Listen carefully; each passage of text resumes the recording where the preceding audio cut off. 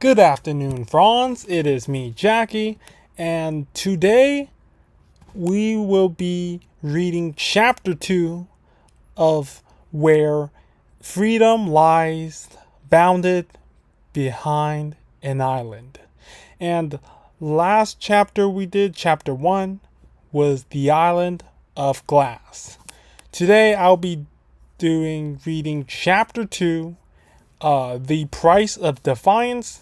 And just disclaimer, like always, this story is 100% generated by AI, and I am simply reading this to you. And I take no credit in developing this story whatsoever.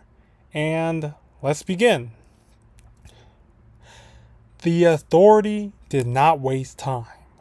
Allie's outbursts spread across the island like sparks in dry brush. By nightfall, every block, every worksite, every kitchen line buzzed with whispers. Some cursed his recklessness. Others marveled at his courage. Most simply feared what would come next. Sal didn't speak at all. He lay awake on his thin cot, sharing the crackling ceiling, listening to the curfew siren wail outside. The guard's boots echoed in the alley. Somewhere, a child coughed. Somewhere else, a man screamed and was silenced. Sleep never came. At dawn, the bell summoned them not to the quarry, but to square of order. That alone was enough to chill Sal's blood.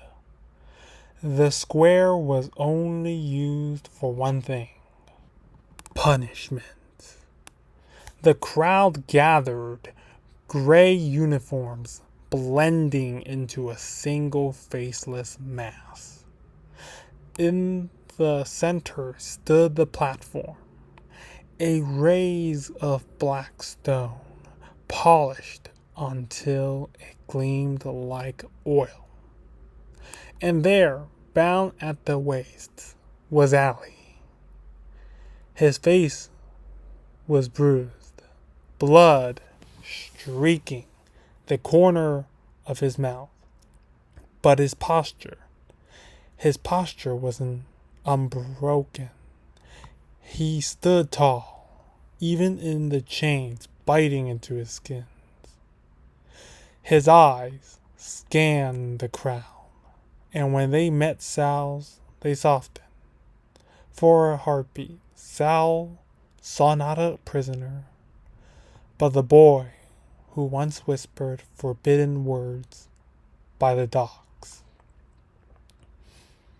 The governor's voice cut through the silence, sharp and metallic, so through the loudspeakers. On this island, order is life. Defiance is death. Let this be a lesson.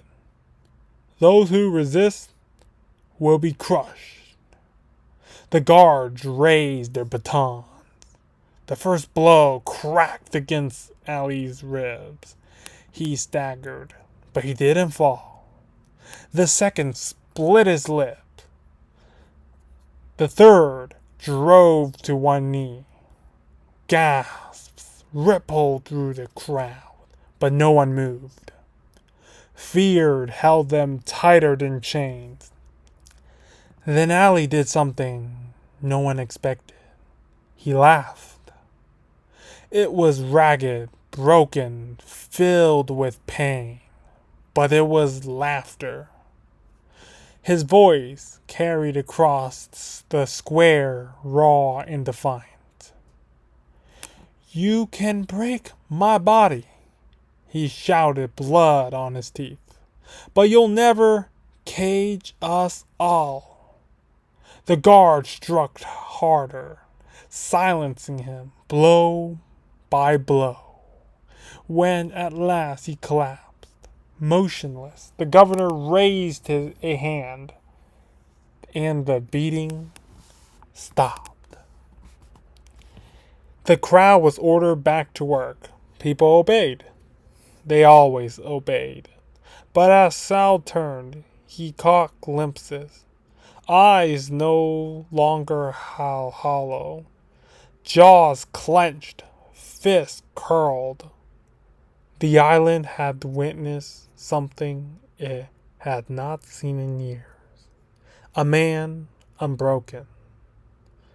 That night, Sal returned to his cot, with Allie's laughter still echoing his skull. It wasn't madness. It wasn't surrender. It was a spark. And Sal knew sparks only did one thing when left unchecked. They burned.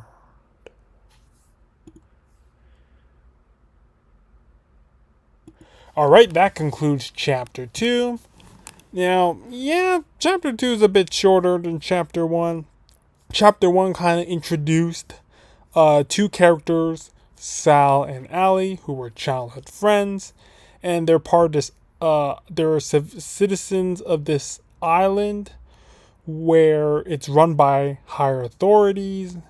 And everyone followed what the authority ordered them to do, and Allie was just different. And Chapter 2, it kind of left off where in Chapter 1, Allie, I'm not going to spoil it for those who haven't watched Chapter 1, but let's just say something happened, and Chapter 2 was a reflectance of what the authorities did to him in spite of what he had done. And it seemed it sparked something into Sal's soul. And I guess we'll see that in upcoming chapter. Probably Chapter 3. Probably, maybe. We'll find out. This is me, Jackey. It's been fun. And we'll see Franz next week. I'll see you, Franz. I hope you're ready. Full of passion, energy. And I'll see you next week. And good, I don't know what to say. Good weekend? Is that an actual term? But I'll see you. It's been fun.